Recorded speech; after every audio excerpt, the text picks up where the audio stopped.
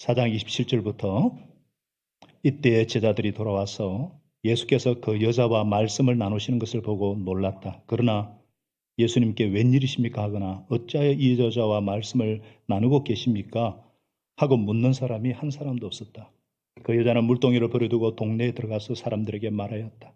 내가 한 일을 모두 알아맞히신 분이 계십니다. 와서 보십시오. 그분이 그리스도가 아닐까요? 사람들이 동네에서 나와서 예수님께로 갔다. 그러는 동안에 제자들이 예수님께 랍비님 잡수십시오 하고 권하였다. 그러나 예수님께서는 그들에게 말씀하시기를 나에게는 너희가 알지 못하는 먹을 양식이 있다 하셨다. 제자들은 누가 잡수실 것을 가져다 드렸을까 하고 서로 말하였다. 예수님께서 그들에게 말씀하셨다. 나의 양식은 나를 보내신 분의 뜻을 행하고 그분의 일을 이루는 것이다. 같이 읽겠습니다. 너희는 넉 달이 지나야 추수 때가 된다고 하지 않느냐? 그러나 나는 너희에게 말한다. 눈을 들어 터 밭을 보아라. 이미 곡식이 익어서 거둘 때가 되었다. 추수하는 사람은 품삯을 받으며 영생에 이르는 열매를 거두어 드린다. 그리하면 씨를 뿌리는 사람과 추수하는 사람이 함께 기뻐할 것이라. 제가 읽어요. 그러므로 한 사람은 심고 한 사람은 거둔다는 말이 옳다. 나는 너희를 보내서 너희가 수고하지 않는 것을 거두게 하였다. 수고는 남들이 하였는데 너희는 그들의 수고의 결실에 참여하게 된 것이다.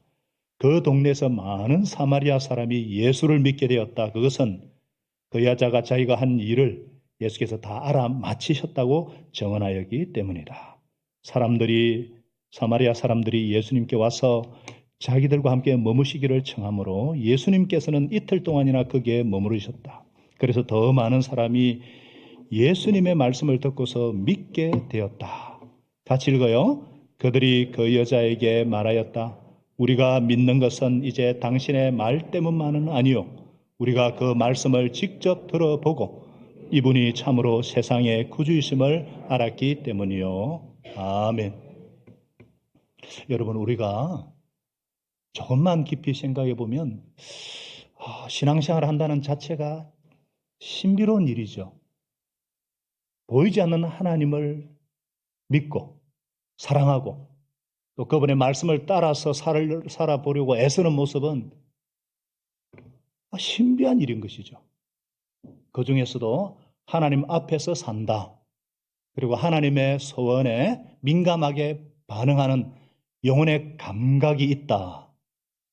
이런 것은 성령을 선물로 받은 자만이 알 수 있는 것이죠. 우리는 지난 부활절 특강을 통해서 부활하신 예수님을 인격적으로 만난 사람은 변화될 수밖에 없다. 부활의 증인이 될 수밖에 없다. 평범한 인생에서 사명인으로 능력 있는 증인의 삶을 살게 된다. 이것을 다른 말로 표현하면 어떻게 할 수 있을까요? 바로 축복의 통로가 된다는 것입니다. 당신은 축복의 통로이십니까? 오늘 제목이 뭐라고요? 축복의 통로이십니까? 그래서 우리가 좀 전에 화면이 나왔는데 참 이 찬양을 좋아하잖아요. 당신은 하나님의 언약 안에 있는 축복의 통로, 당신을 통하여서 열방이 주께 돌아오게 되리. 당신은 하나님의 언약 안에 있는 축복의 통로. 장원인지 알아요? 당신을 통하여서 열방이 주께 예배하게 되리. 바로 저와 여러분은 살아계신 주님께서 이 땅에 심으시고 정성껏 빚으셔서 주님의 사람들로 세우신 부활의 증인들이죠. 다음 세대와 다가오는 믿지 않는 이 세대를 위해서 준비해 두신 사람들 곧 축복의 통로들입니다. 우리가 만 가지가 부족하지만 저마다 우리 가슴 속에는 십자가의 흔적이 있고 예수님의 부활이 아니면은 설명할 수 없는 간증을 안고 있는 사람들입니다. 세상은 우리를 통해서 주님을 보고 주님의 임재를 체험하고 느끼고 주의 역사를 경험하게 될 것입니다. 할렐루야. 그렇다면 이 축복의 통로가 된다는 의미가 무엇입니까? 정확한 의미를 오늘 본문을 통해서 사마리아 여인의 변화된 모습을 통해서 그리고 눈을 들어 밭을 보라는 예수님의 말씀을 통해서 그 구체적인 내용을 살펴보고 우리의 삶과 비교해 보면서 하나님께서 누리라고 주신 은혜와 풍성한 사랑을 누릴 수 있기를 소원합니다. 축복의 통로가 된다는 것은 첫째로 예수님과 나는 보통 사이가 아니다는 거예요. 뭐라고요? 예수님과 나는 보통 사이가 아니다. 무슨 사이일게요? 보통 사이가 아니라는 거예요. 이 무슨 말이냐? 정말 예수님을 만난 감격은요, 반드시 삶으로 나타나게 되어 있어요. 보통 사이가 아니기 때문에. 자, 우리가 2주 전에도 살펴봤지만 이 본문의 사마리아 여자는 기구한 운명의 소유자였죠. 이미 아는 바와 같이 그녀는 5번 결혼하고 5번 다 실패했습니다. 결혼의 파경을 맞을 때마다 여인의 가슴은 칼로 도려낼 것 같은 그런 아픔이 있었을 거예요. 오늘날은 세상이 변해서 여권이 신장됐다 해도 무려 5번이나 이혼 경험 있는 여자를 절대로 고운 시선으로 보지 않죠. 하물며 2000년 전에야 두말하면 뭐 하겠습니까? 그래서 사람들의 낯을 피해서 남몰래 홀로 물을 기르러 와야만 했던 그 누구와도 어울릴 수 없는 가장 가련하고 가장 비천하고 외로운 여인, 이름도 없고 자랑할 것도 없는 멸시받는 한 여인을, 그런 그녀의 아픔을 아시고 그녀보다 더 낮은 모습으로, 더 아쉬운 모습으로 물을 좀 달라,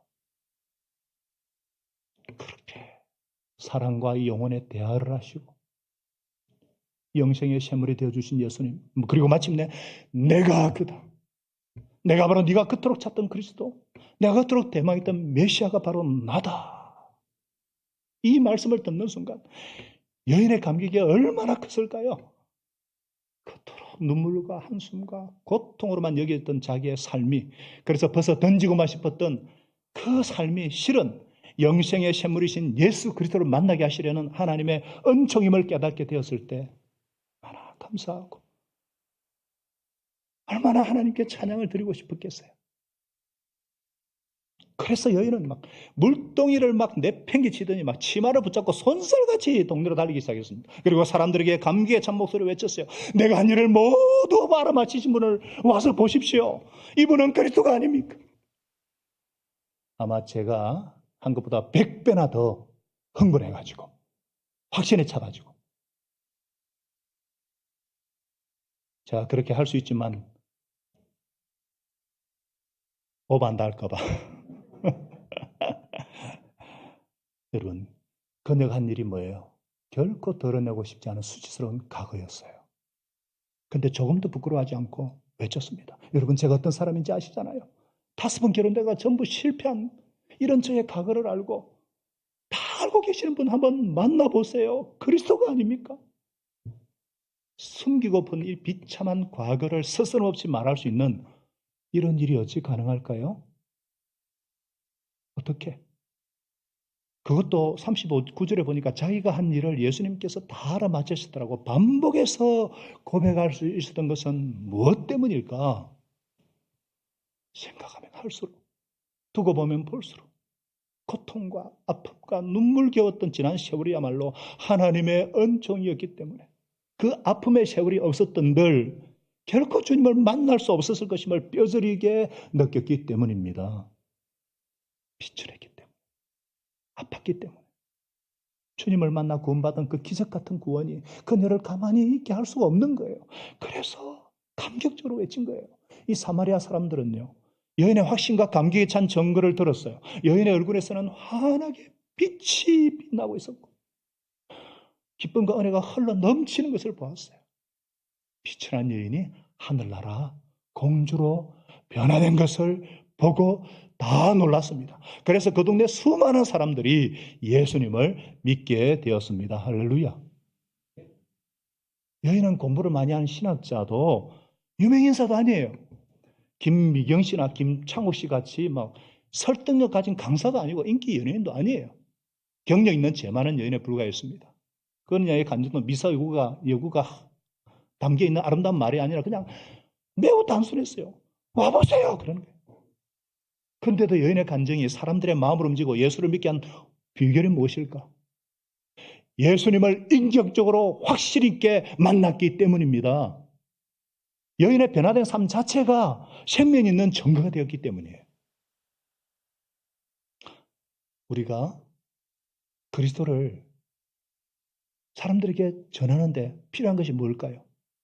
지식일까요? 운변술일까요? 좋은 인상일까요? 아니에요.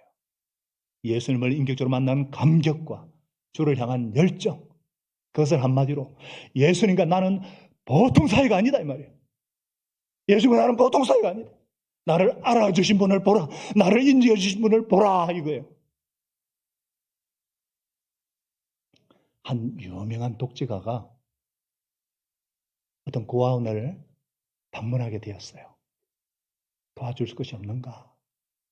근데 이리저리 살피다 보니까 저 구석에 우울해 보이는 따돌림 당한 여자아이가 혼자 있는 거예요. 그래서 그 아이에게 가가지고 너 이름이 뭐니? 밥은 먹었니? 네. 너 참 이쁘다. 막 이런저런 얘기를 하고 있어요. 그러니까 주변 아이들이 궁금해가지고 가까이 오니까 저리 가! 애들은 가! 그러면서 계속 둘이만 소곤소곤 하는 거예요.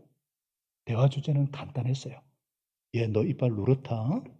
이 닦았니? 아니요. 하루에 3번 꼭 이빨 닦아야 된다? 그 일상적인 대화였어요. 근데 그걸 들으려고 뭐지 하고 오는 애들한테 너 가! 쫓아버렸어요. 그리고는 헤어질 때 큰 소리로 너 나와 약속 꼭 지켜야 돼! 막 도장을 찍고 연신 아이를 인정해 주는 거예요. 그러니까 이 독재가 가고 난 뒤에 수많은 애들이 걔한테 몰려와가지고 너 참 대단하다. 너 어떻게 저분과 1대1 약속을 할 정도로 너 진짜 굉장하다. 그때부터 이 아이에게는 희망이 생긴 거예요. 더 이상 왕따 당하지 않았어요. 여러분 무슨 얘기하고 있어요 제가 지금? 사람은요 누군가로부터 인정받는 자기만의 비밀이 있을 때 자신감이 뿜뿜 막 예수 믿는 사람은 어떤지 한 줄 아십니까? 예수님과 나누는 꿈의 대화, 영혼의 대화, 주님과 나만이 하는 1대1의 대화가 있는 자입니다. 그래서 우리는 당당하고 자신만만한 사람들입니다. 그렇지 않습니까? 네. 정말 이 땅에 많은 것을 구하고 붙잡고자 살아가지만 채울 수 없는 그래서 갈증과 목마름과 외로움으로 힘들어하던 나를 찾아와 주시고 내 마음의 문을 두드리시고 그리고 영시하는 샘물이 되어주신 나의 주님 주를 만났네 인정받지 못하고 소외당했지만 내 죄를 다 아시지만 품어주시고 나를 인정해 주신 예수님을 내가 한 일을 다 알고 계시지만 나를 알아주신 분을 와서 보아라 와서 보십시오. 세상에서 소외당하고 아픈 분들 와서 구주 예수님께 나오십시오. 한번 바라보세요. 사랑하는 여러분 이 주님을 만난 기쁨 주체할 수 없는 열정이야말로 축복의 통로가 되는 비결인 줄로 믿습니다.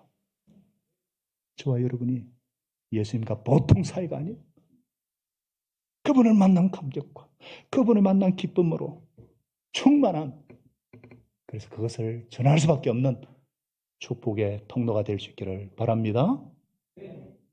축복의 통로가 된다는 것은 뭐냐? 영적인 감각을 가진다는 거예요. 뭐라고요?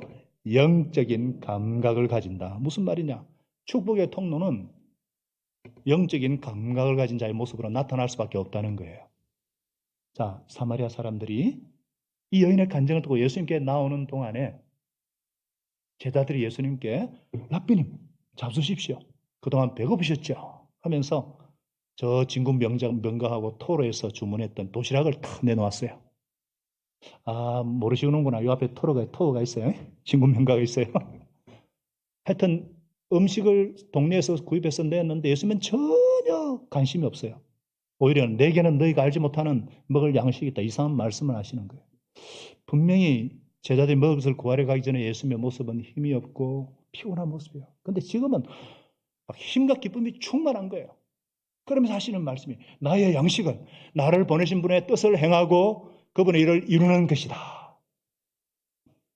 양식이 뭐예요? 양식이. 양식이란 먹음으로써 힘과 에너지를 얻는, 기쁨과 만족을 얻는 것이죠. 저희 아내는 참 참을성이 많은데요. 한 가지 못 참는 게 있어요. 배고픈 거 못 참아요. 배고프면 신경질을 내요. 그러다 음식을 먹으면 막 힘을 내고 만족감을 나타내요. 제 둘째 놈은 제가 막 기도해주면 아멘 그러다가 밥 먹을 때 식사기도 할 때는 아멘 소리가 커집니다.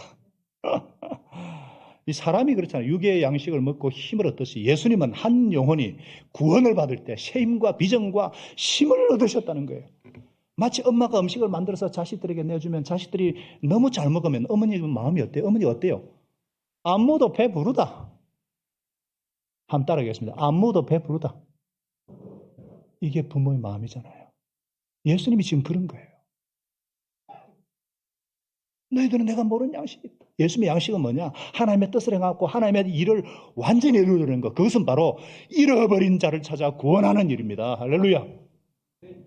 내가 내 뜻을 행하려고 하늘에서 온 것이 아니라 아버지의 뜻을 행하려고 왔다. 내 아버지의 뜻은 뭐냐? 내게 주신 사람들을 내가 한 사람도 잃어버리지 않고 마지막 날에 모두 살리는 일이다. 이 일을 위해서 밤늦게까지 고뇌하는 니고데모와 대화하셨고 장렬하는 대낮에 이 사마리 여인과 대화하신 예수님. 새벽부터 밤늦게까지 쉼없이 진리의 말씀을 가르치시고 병든 영혼들을 치료해 주시고 예수님의 일생은요. 죄로 말미암아 병든 영혼을 구원하는 일생이셨어요. 이 일이 힘들다고 중도에 포기하지 아니하시고 십자가에 죽기까지 온전히 다 이루셨어요. 이것을 의무적으로 마지못해서 인상 쓰면서 하지 않으셨어요.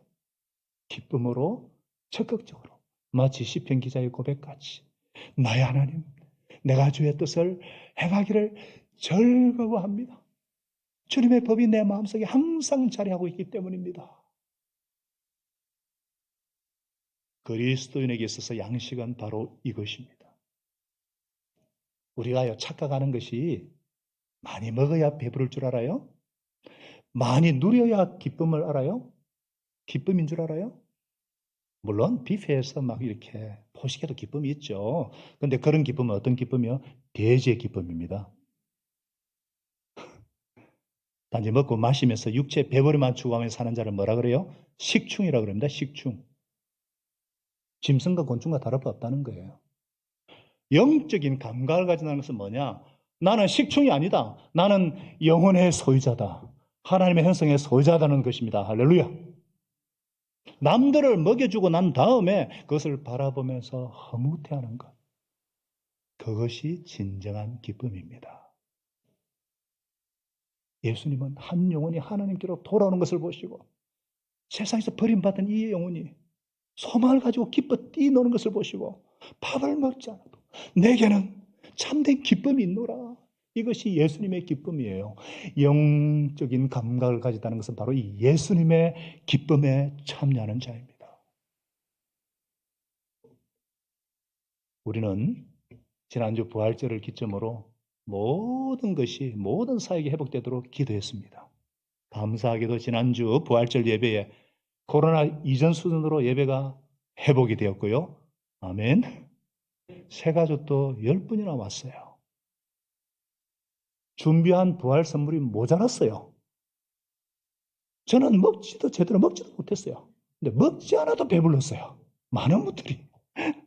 그리고는 믿음으로 더 풍성하게 준비해야 되겠다. 그걸 깨달았어요. 예수님은 한 영혼의 변화를 통해서 수많은 영혼을 출사할 비전에 불타셨습니다. 너희는 넉 달이 되어야 출사할 때가 된다고 하지 않느냐. 그러나 나는 너희에게 말한다. 다 같이요. 눈을 들어서 밭을 보아라. 이미 곡식이 익어서 거둘 때가 되었다. 무슨 말이에요? 너희들 참 답답하다. 주변을 둘러보라. 저렇게 출사할 것이 많이 있지 않느냐. 너희들은 밤낮으로 잘났다고 하고 서로 정지하기 바쁘지 않냐. 너희들이 나를 따라다니 도대체 몇 년이 되었느냐. 그런데 너희가 건진 영혼이 몇 명이나 되느냐. 근데 이 사마리아 여인은 어떠했느냐. 부끄럽지도 않으냐 이 말이에요. 이 말씀은 저와 여러분에게도 해당됩니다. 영적인 감각을 가진 자는 예수님의 비전에 동참하는 자이기 때문입니다.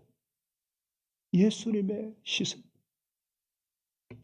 제가 4주 전에 한 형제와 만나서 1대1을 하고 예수님 영접 모임에 참석해서 이렇게 예수님 영접하는 기도를 드렸어요.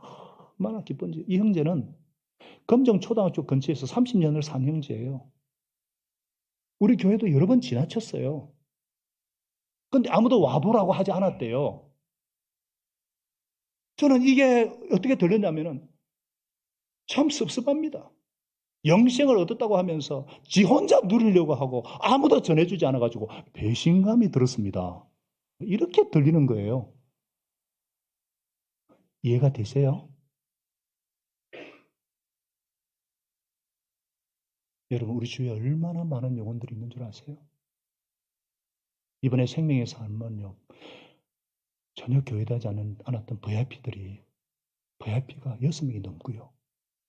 중국 유학생이 6명이에요. 얼마나 감사하고 놀라고 기도가 필요한지. 추수할 때가 때라는 것을 우리가 알려면 성교 현장에 가보면 돼요. 우리가 지난주도 에스라학교 영상 봤지만 놀라운 역사들이 있고 있죠. 지금 선화목자 교회는 지금 목장을 잘 세워지도록 기도하고 있고 이제 이번 주 토요일에 하경이 하동이가 와요. 또 6월에 박경호 성기사 하임이 올 건데 놀라운 소식들을 들을 거예요. 그리고 CMI 타임즈 이번 선교 소식지를 보면은 이 코로나 팬데믹 상황에서도 이 놀라운 역사들 정말 여러분 교회와 목장이 영혼을 구원하는 일에 집중하지 않으면 결국 교회든 목장이든 목사든 목자든 목녀든 우리가 지난 2년 동안에 이 코로나기 팬데믹 중에서도 정말 주님의 소원에 집중했고 매달 예수 영접 모임을 하고 세례를 베풀고 얼마나 영혼 구원의 기쁨이 충만했습니까? 그런데 이상하게 올해는 집중하지 못하고 있다는 것을 제가 발견하고 깊이 회개했습니다. 지금은 씨를 뿌릴 때입니다. 눈물을 흘리며 씨를 뿌리는 사람은 기쁨으로 단을 거둔다. 울며 씨를 뿌리는 나간 사람은 기쁨으로 단을 가지고 돌아온다. 흘려야 할 눈물이 두려워서 씨를 뿌리지 못하는 자는 결코 기쁨의 단을 거두지 못합니다. 그래서 진짜 믿음의 사람은요, 눈물을 두려워하거나 피하지 않습니다. 믿음의 사람은 자기 뺨을 타고 흘러내리는 이 눈물 속에서도 장차 거두게 될 그 기쁨의 단을 바라보는 자예요. 주님께서 왜 사랑하는 자녀에게 눈물을 흘리게 하십니까? 당신의 손바닥에 그 이름을 새기시고 눈동자처럼 지키시는 당신의 자녀에게 왜 환난과 고통을 주시는 걸까요? 눈물을 흘릴 수밖에 없는 크고 작은 일들을 겪으면서 우리의 시선은 비로소 예수 그리스도께 집중되는 거예요. 하나님의 소원에 집중하는 거예요. 그렇기 때문에 눈물이 없는 삶, 눈물 흘릴 필요조차 없는 삶은 하나님의恩寵이 아니라는 거예요. 그래서 지금 예수님은 현실 문제에 매여 있는 눈을 아래로 내리깔고 있는 저와 여러분에게 도전하십니다. 눈을 들어서 밭을 보아라. 이미 곡식이 익어서 거둘 때가 되었다. 좁은 자기 세계에 갇혀서 신음하며 할 것이 아니라 눈을 떠서 넓고 강한 하나님의 세계를 바라보라. 문제보다 더 크신 하나님을 바라보라. 냉에서 눈을 들어 주를 바라보라. 제가 지난 수요일에 언급을 했죠. 지금 이 시대가 어떤 시대다 그랬습니까? 이 땅의 젊은이들이 전쟁 같은 치열한 이 취업 경쟁, 그리고 소위 가진 자들의 각종 편법과 비리를 보면서 헬을 조성거라면서 쉽게 포기하고 이생망, 이번 생은 망했다. 이생망이라고 절망하는 시대. 꿈과 비전이라고는 없어요. 그냥 순간순간 즐기는 그런 시대예요. 성경은 분명히 말씀하고 있어요. 계시가 없으면 백성은 방자해지냐. 비전이 없으면 백성은 망한다는 거예요. 그러나 하나님의 뜻에 율법을 지키는 사람은, 순종하는 사람은 복이 있도다. 예수님은 부활했고 아멘. 하나님은 살아 계십니다. 그렇기 때문에 우리는 이생망이 아니라 이생찬을 이번 생은 찬란하다 외쳐야 되는 사람인 줄로 믿습니다. 이생찬이에요. 살려야 돼요. 좌절하고 포기하는 청년들을 살려야 돼요. 참된 믿음이란 뭐냐? 주님의 말씀과 주어진 상황에 대한 순종이에요. 우리 안에 계시고 우리에게 임하신 성령께서 바른 믿음으로 우리를 바르게 인도해 주시도록 그렇게 이끌어 가시는 거예요. 그래서 영적인 감각을 가진 자는 뭐냐? 내 안에서 활동하시는 부활의 주님, 성령님을 바라보고 주님의 소원에 순종하는 자입니다. 저와 여러분이 주님의 기쁨이 나의 기쁨이 되고 주님의 비전이 나의 비전이 되고 주님의 소원에 순종하는 영적인 감각을 가진 축복의 통로로 쓰임받으시기를 축복합니다. 그러면 어떤 삶을 살게 되느냐? 영생의 복을 누리게 되는 것입니다. 내가 먼저 영생의 복을 품삯으로 받게 된다는 거예요. 36절 말씀하죠. 추수한 사람은 품삯을 받으며 영생에 이르는 열매를 거두어들인다. 그리하면 씨를 뿌리는 사람과 추수한 사람이 함께 기뻐할 것이다. 자, 무슨 말이에요? 예수님과 보통 사이가 아닌 사람은요, 이 구원의 복음을 가족과 형제들과 이웃들에게 전해야 되는 의무가 있어요. 왜냐? 그 이유엔 적선 우리는 주님께로부터 먼저 여기에 대한 삭설을 미리 받았기 때문이에요. 여기서 말하는 품삯이 뭐예요? 구원의 은혜, 영생의 은혜. 영생의 복을 우리가 누렸다는 것입니다. 먼저 받았다는 거예요. 주님께서 우리가 그 삭설을 주시려고 십자가 고난을 당하신 것은 나 홀로 호의호식하고 잘 먹고 잘 살라는 게 아니에요. 이 세상 사람들에게 구원의 은총을, 예수 그리스도를 전하는 도구로, 생명의 도구로, 축복의 통로로 부르셨다는 것입니다. 동의하시면 아멘? 그렇게 사용하시려고 저와 여러분을 먼저 부르셨어요. 그래서 한 사람은 심고 한 사람은 거둔다는 말이 옳다는 말이 뭐냐? 심는 자는 복음을 전하는 자고 거두는 자는요, 그 사람을 결실시키는 사람이거든요. 이게 전도의 협업이에요. 우리가 지금 그렇게 하고 있잖아요. 목장에 한번 와보세요. 그 앞에 목장에 초대하면 목자 목녀는 예수님 영접 모임에 들어가 보세요. 우리 목사님이 인도하는 생명싸움에 들어가 보세요. 이렇게 위로 느낌하면 제가 확실하게 결실시키잖아요. 할렐루야. 그렇기 때문에 내가 뿌린 복음에 대해서 지금 당장 열매를 거두지 못할지라도 실망할 필요 없고 절망할 필요가 없습니다. 뿌린 이상 주께서 반드시 다른 사람을 통해서도 그 열매를 거두실 것이기 때문입니다. 마찬가지로 내가 누군가를 결신시켰다고 주님께 인도했다고 자만에 빠져서도 안 돼요. 그것은 다른 사람이 이미 뿌려놓으신 진리의 씨앗이 내게 와서 결실했기 뿐이에요. 무슨 말이냐? 우리 자신의 노력과 우리 자신의 능력으로 도대체 누구를 바로 세우며 누구에게 생명을 줄 수 있겠습니까? 내 몸에서 태어난 자식의 나쁜 습관 하나 못 고치는 그런 우리인데요. 그런데 다른 사람의 생을 바른 길로 인도한다는 불가능합니다. 우리는 그런 능력이 없어요. 다만 축복의 통로로 쓰임받는 거예요. 그래서 42절에도 사마리아 사람들이 말씀하잖아요. 이 사마리아 여인도 통로였고 우리가 이 예수님의 말씀을 직접 들어보고 이분은 참으로 세상의 구주이심을 알고 믿었기 때문이에요. 오직 예수님께서 십자가에서 구원을 이루셨고 성령께서 예수님이 구주이심을 고백하도록 도와주십니다. 우리 스스로는 줄 게 없어요. 그러나 예수 이름의 건세와 하나님의 생명의 말씀과 영생의 복을 전하는 통로로서 세상을 충만한 자의 충만이 교회인 줄로 믿습니다. 예수님의 교회는 예수님의 넘쳐나는 사랑과 은혜와 그 자유와 그 평화가 그걸 체험하는 것이에요. 미래의 교회를 축복의 통로로 부르시고 사용하시는 주님을 찬양합니다.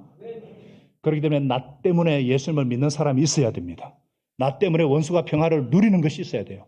아비규환으로 살던 정말 살벌한 인생들이 저와 여러분 때문에 하늘의 평화를 누리게 하라.